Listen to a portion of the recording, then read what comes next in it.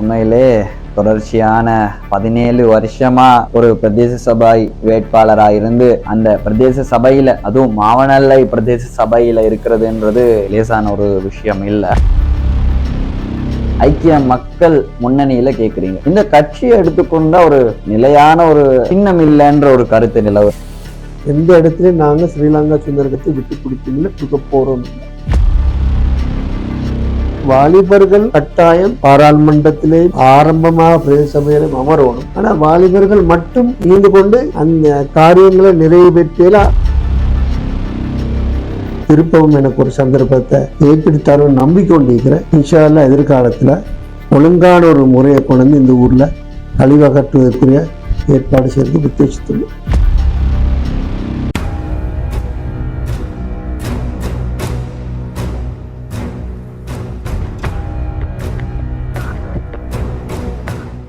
இது டோக் வித் அப்துல்லா. இன்றைய தினம் எங்களோடு ஒரு மிக முக்கியமான ஒரு வேட்பாளர் கலந்து கொண்டிருக்கின்றார். அதாவது உயம்பத்தை வட்டாரத்துல ஐக்கிய மக்கள் முன்னணியில கேட்கக்கூடிய ஒருத்தர் நௌஷாத் அவர்கள் எங்களோடு இன்றைய தினம் நிகழ்ச்சியில இணைந்து கொண்டிருக்கின்றார். அவரை இந்த நிகழ்ச்சிக்கு சலாம் கூறி வரவேற்றுக் கொண்டிருப்போம். அஸ்ஸலாமு அலைக்கும் வரஹ்மத்துல்லாஹி வபரகாத்துஹு. வலைக்கும் அஸ்ஸலாம் வரஹ்மத்துல்லாஹி வபரகாத்துஹு. இந்த முறை நீங்க ஐக்கிய மக்கள் முன்னணியில கேக்குறீங்க. அதுக்கு முன்னாடி நௌஷாத்ன்றவர் யாரு? பொதுவாக இந்த அரசியல் பிரவேசம் என்ன, இந்த ஊர் மக்கள் தான் தூண்ட செஞ்சு அந்த வயலில் நான் இன்னைக்கு 4வது முறையாகவும் அரசியலில் போட்டியிருக்கின்றேன். மக்கள் ஏகமானதான வேண்டுகோள்னால தான் நான் இந்த அரசியல் பிரவேசத்துக்கு முன்னின்று இந்த வரைக்கும் இந்த சமூகத்துக்காக இந்த ஊருக்காக பாடுபட்டு கொண்டிருக்கின்றேன். மக்களோட வேண்டுகோளுக்கு நாங்க அரசியலுக்கு வந்திருக்கிறீங்க. அரசியலுக்கு வந்து இப்ப ஒரு எத்தனை வருஷம் ஆகுது? சுமார் 30 வருட காலமாக நான் அரசியல் இருக்கிறேன். அதோட பிரதேச சபை உறுப்பினராக 17 வருடங்களாக இன்று வரைக்கும் இந்த தேர்தல் வரைக்கும் கடமையாற்றுகிறேன். அதோட என்னோட அரசியல் வாழ்க்கையை பொறுத்தவரையில எந்த விதமான சுயநலமும் இல்லாம சமூகத்துக்காகவே எனது சேவைகள் இதுவரைக்கும் செஞ்சு வந்து கொண்டிருக்கிறேன். அதனாலதான் மக்கள் தொடர்ந்தும் இந்த முறையும் என்ன போட்டியிட சொல்லி ஊர் மக்கள் வற்புறுத்தினார்கள். உண்மையிலே தொடர்ச்சியான 17 வருஷமா ஒரு பிரதேச சபை வேட்பாளராக இருந்து அந்த பிரதேச சபையில, அதுவும் மாவனல்லை பிரதேச சபையில இருக்கிறதுன்றது லேசான ஒரு விஷயம் இல்லை. அந்த வகையில ஐக்கிய மக்கள் முன்னணியில கேக்குறீங்க, இந்த கட்சியை எடுத்துக்கொண்டா ஒரு நிலையான ஒரு சின்னம் இல்லைன்ற ஒரு கருத்து நிலவுற. அதாவது சில நேரத்துல வெற்றிலை சின்னம், சில நேரத்துல கை சின்னம், சில நேரத்துல கதிரை சின்னம் என்று மாறி மாறி இருக்கிற எங்களுக்கே ஒரு கன்ஃபியூஷன் நிலவுற. எந்த கட்சி இந்த கட்சின்னு? அப்ப இதை நீங்க எப்படி பாக்குறீங்க? இடதுசாரிகள் சேர்ந்ததுதான் ஸ்ரீலங்கா சுதந்திர கட்சி. இடதுசாரி கட்சிகள்ல கம்யூனிஸ்ட் கட்சி, சமசமாஜ கட்சி போன்றவைகள் இணைந்து வலதுசாரி கட்சிகள் அமைச்சதுதான் இந்த ஐக்கிய முன்னணி அரசாங்கம். ஆரம்ப காலத்தில் ஸ்ரீமாவா பண்டாரநாயக்கோட காலத்தில் அமைச்சது. அந்த உருவாக்கத்தோடு எங்களுடைய முன்னாள் ஜனாதிபதி சந்திரிகா பண்டாரநாயக்க குமாரதுங்க முதலாவது ஒரு ஜனாதிபதி தேர்தலில் போட்டியிட்ட இடதுசாரி கட்சிகள் எல்லாம் சேர்ந்து கதிரை சின்னத்து. நான் இருக்கின்றேன், நீங்க கூறுவது போல எங்களோட கட்சி சின்னங்களுக்கு மட்டுப்படுத்த கட்சி அல்ல. எங்களோட கட்சி கை சின்னத்துல உருவாக்கப்பட்ட கட்சி. சரியான கொள்கையை கடைபிடிச்சு வந்த கட்சி. காலப்போக்கில் இந்த நாட்டில அரசியல்ல பல பல மாற்றங்கள் வரும்போது கட்சியை முன்னுக்கு கொண்டு போக வேண்டிய ஆக ஐக்கிய முன்னணி என்ற போர்வையில நாங்க பல சின்னங்கள்ல போட்டியிட எங்களுக்கு தேவைப்பட்டது. அந்த அடிப்படையில நீங்க சொல்ற மாதிரி இந்த கட்சிக்கு எந்த பாதிப்பும் இதுவரைக்கும் இல்லை. அந்த கூட்டணியா மாறும் போதுதான் இந்த சின்னங்கள் மாறி இருக்குதே தவிர கட்சியோட பலமும் கட்சியோட ஏனைய கட்சிகள்ல வேண்டுகோள்ல பொது சின்னம் ஒன்றுக்கு போட்டி அந்த மாதிரியான ஒரு வேண்டுகோள்ல தான் போட்டிட்டு இருக்கு. பொது சின்னங்கள்ல போட்டிட்டு நாங்க இந்த நாட்டுல பெரிய மறுமலர்ச்சியை ஏற்படுத்திக்கிறோம் என்னோட சின்னங்கள்ல. இன்னைக்கு சந்திரிகா பண்டாரநாயக்க குமாரதுங்க ஒரு முதலமைச்சராக, பிரதமராக, ஜனாதிபதியாக உருவாக்கப்பட்ட கட்சி தான் ஸ்ரீலங்கா சுதந்திர கட்சி. எந்த இடத்துலயும் நாங்க ஸ்ரீலங்கா சுதந்திர கட்சி விட்டு கொடுத்தோம், கொடுக்க போறோம் இல்லை. அதில் உருவான சின்னங்கள் தான் இந்த கை சின்னம், வெற்றிலை சின்னம், கதிரை சின்னம். அப்ப இது ஒரு கூட்டணியா மாறும்போது அப்படி இப்படி சின்னங்கள் மாறிக்கொண்டு இருக்குது. அப்படி இருந்தாலுமே உங்களோட வரலாறை எடுத்துக்கொண்டா நீங்க வளமையா போட்டியிடும் போது சிறுபான்மை மக்கள் பெருசா சப்போர்ட் பண்ணாத ஒரு கட்சியோடு தான் நீங்க சேர்ந்திக்கிறீங்க. அது ஏன்? அது ஆரம்ப காலத்துல ஸ்ரீலங்கா சுதந்திர கட்சியின் ஸ்தாபகர் ஒருவர் தான் எங்களுடைய காலஞ்சந்த பதியுதீன் மஹமூத்.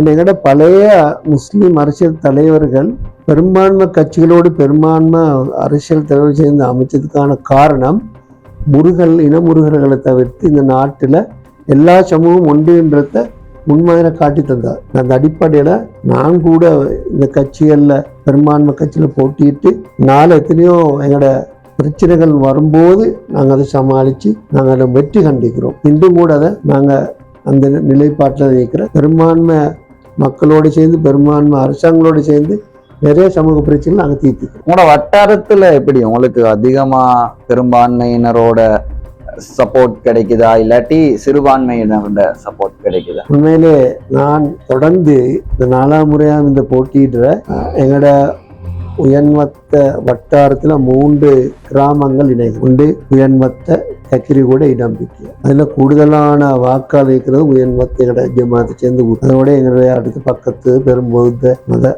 உறுப்பினர்கள் இருக்கிறது. அதோட அவங்க பொதுவாக இந்த ஸ்ரீலங்கா சுதந்திர கட்சியின் அந்த கட்சியை விரும்புகிற ஒரு குழுவாக எனக்குள்ள பக்கத்தில் உள்ள கட்சிக்கூட வசம் உள்ள நிறைய பேர் அந்த வலதுசாரி கொள்கையை கண்டுபிடிச்சார்கள். இதனால எனக்கு தொடர்ந்தும் இந்த போட்டியில வெற்றி பெற கூட வாய்ப்பு நிறைய அந்த அடிப்படையில தான் உங்களுக்கு பெரும்பான்மையினரோட சப்போர்ட்டும் கிடைக்குது, வட்டாரத்தினுடைய அதாவது உங்களோட ஊரினுடைய மக்களோட சப்போர்ட்டும் கிடைக்குது.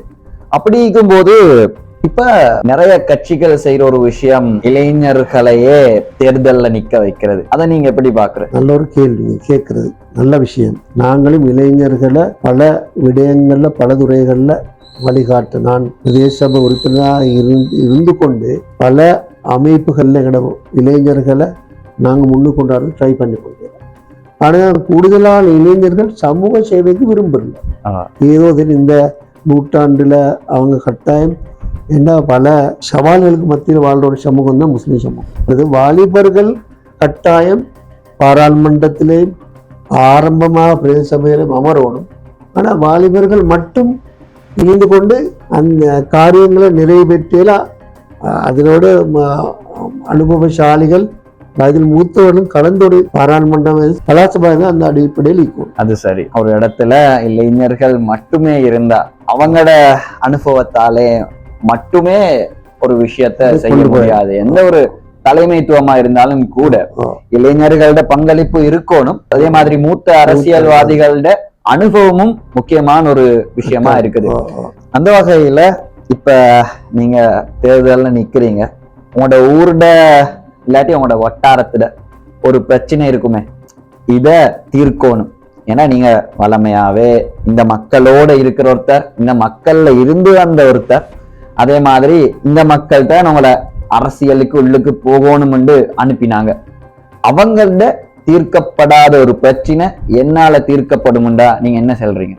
நிச்சயமா உண்மையிலே பாரிய ஒரு பிரச்சனை தான் இந்த குப்பை கூலங்கள் அகற்றுறது. நாங்கள் கடந்த காலங்களில் அன்ஒஃபீஷியலா பிரதேச தலைவர்கிட்ட ஸ்பெஷல் வேண்டுகோளுக்கு இணங்க குப்பை கூலங்கள் இது உயர்வத்து பேசுறது அகற்றி கொண்டிருந்தோம். எங்களுடைய காலம் முடிவடைந்தவுடன் அந்த குப்பை கூலத்துக்கு தேவையான அந்த அகற்ற வாகனங்கள் வாழ தடைப்பட்டு காரணம் ஒஃபீஷியலாக அந்த வாகனங்கள் அனுப்புறதுக்குரிய வாய்ப்பு இல்லை. எங்களோட கிராமத்தை பொறுத்தவரையில் நாங்கள் வரி செலுத்தாத ஒரு கிராமம். எங்களோட பிரதேச சபை சட்டத்தில் இருக்கிற வரி செலுத்தவர்களுக்கு தான் அந்த ஃபெசிலிட்டிஸ் கொடுக்குறோம்.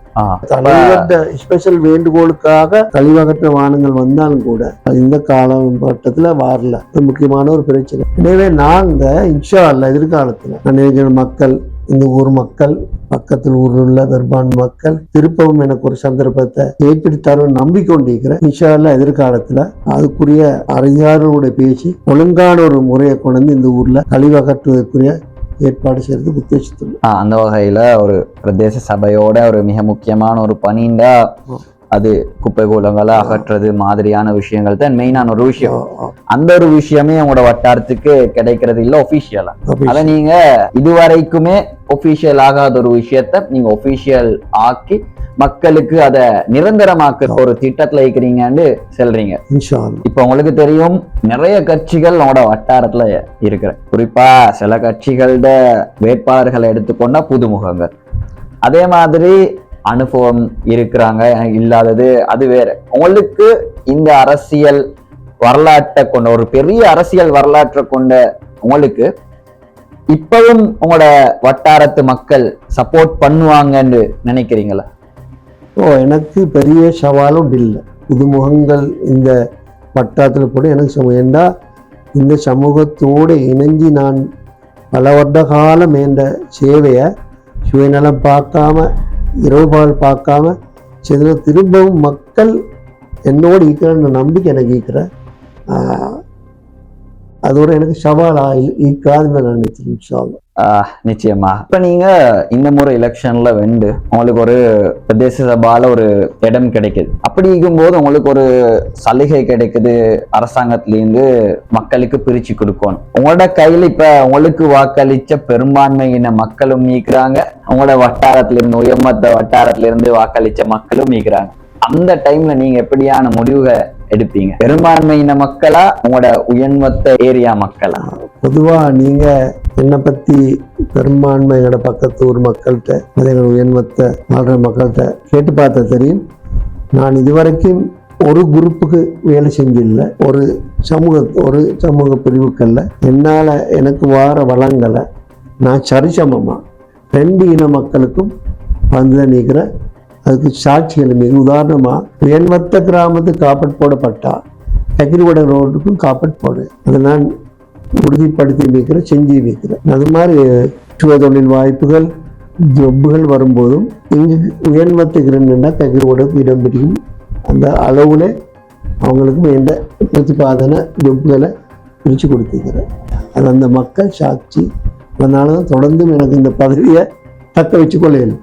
அதோட அரசாங்கம் இப்ப வேறொரு கட்சியில தான் நீக்கிறேன். ஆனாலும் கூட எங்கட பிரதேச சபா அகில இளங்கலை 2வது இடம் பிடிச்சுக்கிற வருமானத்துல நிறைய வேலை செய்யலாம் பிரதேச சபா மூலம். என்ன சரியான வருமானம் உள்ள பிரதேசம். அதனால நாங்க அதன் மூலமா நிறைய பண உதவிகளை பெற்று சம்பந்தமா சரிசமா பகிர்ந்து கொடுத்துருக்கீங்க. அந்த வகையில நீங்க பழமையா எப்படி பாரபட்சம் இல்லாம பகிர்ந்து கொடுத்தீங்களோ அதே மாதிரி தொடர்ந்தும் அதே எப்ப ஸ்டார்டிங்ல இருந்த நௌஷாத்ன்றவர் எப்படியோ கடைசி வரங்காட்டியும் அந்த நௌஷாத் தான் என்றத சொல்லிக் கொண்டிருக்கிறீங்க. ஆம், இதுவரை நேரமும் நாங்கள் நௌஷாத் என்றவர் யாரு, நௌஷாத் என்றவர் இந்த தேர்தல்ல போட்டியிடுறதுக்கு தகுதியானவரா என்ற மாதிரி அவருடைய பல விஷயங்களை கலந்துரையாடி உயர்மத்தை வட்டாரத்துக்கு எடுத்துக்கொண்டு வந்திருக்கின்றோம். மக்களுக்கு தெரிவு செய்யக்கூடிய வாய்ப்பையும் கொடுத்திருக்கின்றோம். அதே போல மாவனல்லை பிரதேசத்தில் இருக்கக்கூடிய மிக முக்கியமான பல வேட்பாளர்களை நாம் கலந்து சந்திக்க இருக்கின்றோம் இந்த டோக் வித் அப்துல்லா நிகழ்ச்சியோடு. தொடர்ந்தும் இணைந்திருங்கள். இது டோக் வித் அப்துல்லா.